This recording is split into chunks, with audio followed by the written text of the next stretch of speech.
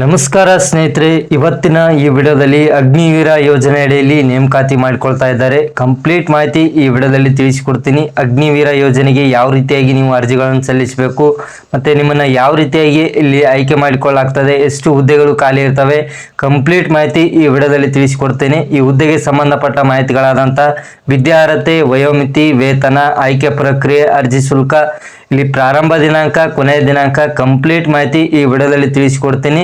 So ಅದಕ್ಕೋಸ್ಕರ ಈ ವಿಡಿಯೋನ ಸ್ಕಿಪ್ ಮಾಡದೆ ಕೊನೆ ತನಕ ನೋಡಿ. ಮತ್ತು ಇನ್ನೂ ಯಾರು ನನ್ನ ಚಾನಲ್ನ ಸಬ್ಸ್ಕ್ರೈಬ್ ಮಾಡ್ಕೊಂಡಿಲ್ಲ ಅಂಥವರು ಈ ಕೂಡಲೇ ನನ್ನ ಚಾನಲ್ನ ಸಬ್ಸ್ಕ್ರೈಬ್ ಮಾಡಿಕೊಂಡು ಈ ವಿಡಿಯೋನ ನೋಡ್ಬೋದು. ಅಗ್ನಿವೀರ ಯೋಜನೆ ಅಡಿಯಲ್ಲಿ ಇಲ್ಲಿ ನೇಮಕಾತಿ ಮಾಡಿಕೊಳ್ತಾ ಇದ್ದಾರೆ. ಆಸಕ್ತರು ಈ ಹುದ್ದೆಗೆ ನೀವು ಅರ್ಜಿಗಳನ್ನು ಸಲ್ಲಿಸಬಹುದು. SSLC ಪಾಸ್ ಆದಂಥ ಅವಿವಾಹಿತ ಯುವಕ ಮತ್ತು ಯುವತಿಯರಿಗೆ ಇಲ್ಲಿ ಭಾರತೀಯ ನೌಕಾಪಡೆಯಲ್ಲಿ ಅರ್ಜಿಗಳನ್ನು ಕರೆದಿರುವಂಥದ್ದು.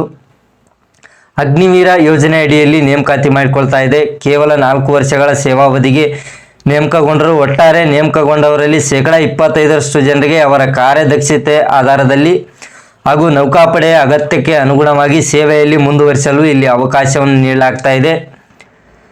ಈ ಹುದ್ದೆಗೆ ನೀವು ಅರ್ಜಿಗಳನ್ನು ಸಲ್ಲಿಸಬೇಕಂದ್ರೆ ಇಂತಿಷ್ಟು ವಯೋಮಿತಿ ಹೊಂದಿರಬೇಕಾಗಿರುತ್ತದೆ. 2023 ನವೆಂಬರ್ 1ರಿಂದ 2007 ಏಪ್ರಿಲ್ 30 ನಡುವೆ ನೀವು ಜನಿಸಿರಬೇಕಾಗಿರುತ್ತದೆ. ಈ ಹುದ್ದೆಗೆ ಅರ್ಜಿಗಳನ್ನು ಸಲ್ಲಿಸಲು ಕನಿಷ್ಠ 17 ವರ್ಷ 5 ತಿಂಗಳು ಹೊಂದಿರಲೇಬೇಕು. ಮತ್ತು ಕನಿಷ್ಠ 157 ಸೆಂಟಿಮೀಟರ್ ಎತ್ತರವಿರಬೇಕಾಗ್ತದೆ. ಈ ಹುದ್ದೆಗೆ ನೀವು ಅರ್ಜಿಗಳನ್ನು ಸಲ್ಲಿಸಲು ವಿದ್ಯಾರ್ಹತೆ ಏನು ಹೊಂದಿರಬೇಕಂದ್ರೆ ಕನಿಷ್ಠ 10ನೇ ತರಗತಿಯನ್ನು 50% ಅಂಕಗಳೊಂದಿಗೆ ಉತ್ತೀರ್ಣರಾಗಿರಬೇಕಾಗ್ತದೆ.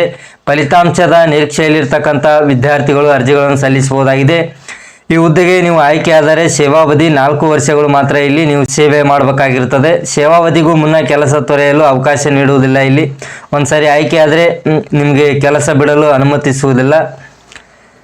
ಇಲ್ಲಿ ಕೆಲಸ ಏನಿರ್ತದೆ ಅಂದರೆ ಹಿಂದೆ ಸೇಲರ್ ಎಂಟ್ರಿ ಹೆಸರಿನಲ್ಲಿ ಸ್ಟೀವರ್ಡ್, ಸೆಪ್, ಹೈಜಿನಿಸ್ಟ್ ಹೆಸರಿನಲ್ಲಿ ನೇಮಿಸಿಕೊಳ್ಳುತ್ತಿದ್ದ ಹುದ್ದೆಗಳನ್ನೇ ಈಗ ಅಗ್ನಿವೀರಗಳಾಗಿ ಇಲ್ಲಿ ನೇಮಿಸಿಕೊಳ್ತಾ ಇದೆ.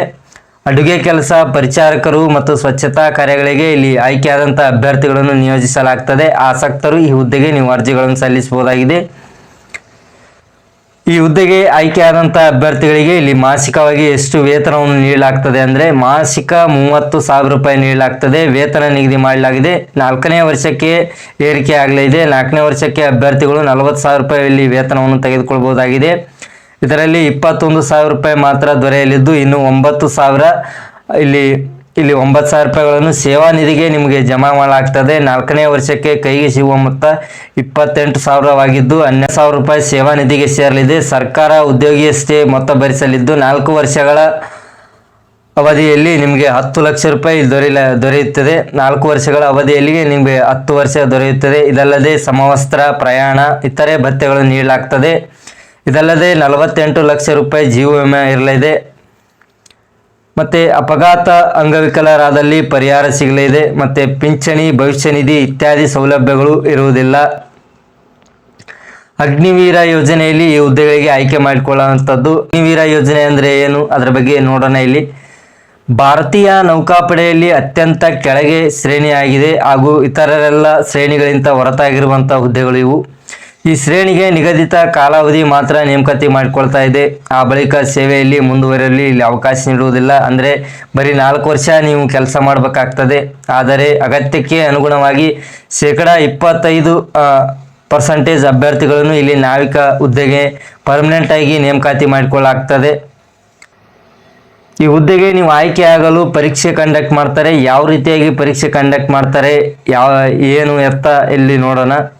ಹಿಂದಿ ಅಥವಾ ಇಂಗ್ಲೀಷ್ನಲ್ಲಿ ನೀವು ಪರೀಕ್ಷೆ ಬರೀಬೇಕಾಗ್ತದೆ. ತಲಾ 1 ಅಂಕದ 50 ಪ್ರಶ್ನೆಗಳಿರ್ತವೆ. ಗಣಿತ, ವಿಜ್ಞಾನ ಹಾಗೂ ಸಾಮಾನ್ಯ ಜ್ಞಾನ ಕುರಿತಾದ ಪ್ರಶ್ನೆಗಳು ಇಲ್ಲಿ ಇರ್ತವೆ. 10ನೇ ತರಗತಿ ಪಠ್ಯಕ್ರಮವನ್ನೇ ಆಧರಿಸಿರುತ್ತವೆ. ತಪ್ಪು ಉತ್ತರಗಳಿಗೆ ಅಂಕಗಳನ್ನು ಕಳೆಯಲಾಗ್ತದೆ. ಮತ್ತು ಈ ಹುದ್ದೆಗೆ ನೀವು ಅರ್ಜಿಗಳನ್ನು ಸಲ್ಲಿಸಲು 550 ರೂಪಾಯಿ ನೀವು ಅರ್ಜಿ ಶುಲ್ಕ ಪಾವತಿಸಬೇಕಾಗ್ತದೆ. ಅದೇ ರೀತಿಯಾಗಿ ಈ ಹುದ್ದೆಗೆ ನಿಮ್ಮನ್ನು ಯಾವ ರೀತಿಯಾಗಿ ಇಲ್ಲಿ ಆಯ್ಕೆ ಮಾಡಿಕೊಳ್ಳಲಾಗ್ತದೆ ಅಭ್ಯರ್ಥಿಗಳನ್ನು ಅಂದರೆ ಮೊದಲ ಹಂತದಲ್ಲಿ ನೌಕಾಪಡೆಯಿಂದಲೇ ಕಂಪ್ಯೂಟರ್ ಆಧಾರಿತ ಪರೀಕ್ಷೆ ನಡೆಸಲಾಗ್ತದೆ. ಆಯಾ ರಾಜ್ಯಗಳಿಗೆ ಅನುಗುಣವಾಗಿ ಕಟ್ಅಫ್ ಅಂಕಗಳಲ್ಲಿ ಇಲ್ಲಿ ವ್ಯತ್ಯಾಸವಾಗಬಹುದು. 2ನೇ ಹಂತದಲ್ಲಿ ದೈಹಿಕ ಸಹಿಷ್ಣುತೆ, ವೈದ್ಯಕೀಯ ಪರೀಕ್ಷೆಯ ಮೂಲಕ ಇಲ್ಲಿ ಅಭ್ಯರ್ಥಿಗಳನ್ನು ಆಯ್ಕೆ ಮಾಡಿಕೊಳ್ಳಲಾಗ್ತದೆ. ಆಸಕ್ತರು ಈ ಹುದ್ದೆಗೆ ನೀವು ಅರ್ಜಿಗಳನ್ನು ಸಲ್ಲಿಸಬಹುದಾಗಿದೆ.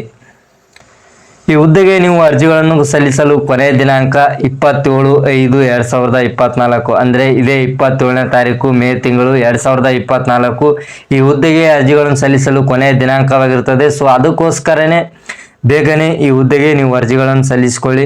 ಮತ್ತೆ ಈ ಹುದ್ದೆಯ ಅರ್ಜಿ ಲಿಂಕ್ ಸಹಿತ ಇಲ್ಲಿ ಕೊಟ್ಟಿದ್ದೇನೆ. ಈ ಲಿಂಕ್ ಮೂಲಕ ನೀವು ಅರ್ಜಿಗಳನ್ನು ಸಲ್ಲಿಸಬಹುದು. ಅಧಿಸೂಚನೆ ಲಿಂಕ್ ಸಹಿತ ನೀಡಿದ್ದೇನೆ. ಈ ಲಿಂಕ್ ಮೂಲಕ ನೀವು ಇದರ ಬಗ್ಗೆ ಸಂಬಂಧಪಟ್ಟ A to Z ಕಂಪ್ಲೀಟ್ ಮಾಹಿತಿ ಅಧಿಸೂಚನೆ ಇದರಲ್ಲಿ ನೋಡ್ಕೋಬಹುದಾಗಿದೆ. ಸೊ ಇದಿಷ್ಟು ಈ ವಿಡಿಯೋದ ಮಾಹಿತಿ. ಈ ವಿಡಿಯೋದಲ್ಲಿ ಕಂಪ್ಲೀಟ್ ಮಾಹಿತಿ ತಿಳಿಸಿಕೊಟ್ಟಿದ್ದೇನೆ. ಈ ಹುದ್ದೆಗೆ ಯಾವ ರೀತಿಯಾಗಿ ಅರ್ಜಿಗಳನ್ನು ಸಲ್ಲಿಸಬೇಕು, ವೇತನ, ಆಯ್ಕೆ ಪ್ರಕ್ರಿಯೆ, ವಿದ್ಯಾರ್ಹತೆ, ವಯೋಮಿತಿ, ಅರ್ಜಿ ಶುಲ್ಕ ಕಂಪ್ಲೀಟ್ ಮಾಹಿತಿ ಈ ವಿಡಿಯೋದಲ್ಲಿ ತಿಳಿಸಿಕೊಟ್ಟಿದ್ದೇನೆ. ಸೊ ಈ ವಿಡಿಯೋ ನಿಮಗೆ ಇಷ್ಟ ಆಗಿದ್ರೆ ಆದಷ್ಟು ಈ ವಿಡಿಯೋನ ಹೆಚ್ಚು ಜನರಿಗೆ ಶೇರ್ ಮಾಡಿ ಮತ್ತು ಲೈಕ್ ಮಾಡಿ. ನಿಮ್ಗೆ ಏನಾದರೂ ಡೌಟ್ಗಳಿದ್ದಲ್ಲಿ ಕಮೆಂಟ್ ಮೂಲಕ ತಿಳಿಸಿ. ಈ ಹುದ್ದೆಗೆ ನೀವು ಅರ್ಜಿಗಳನ್ನು ಸಲ್ಲಿಸಲು ನನ್ನ ಮೊಬೈಲ್ ನಂಬರ್ಗೆ ನೀವು ಕರೆ ಮಾಡ್ಬೋದಾಗಿದೆ. ಧನ್ಯವಾದಗಳು.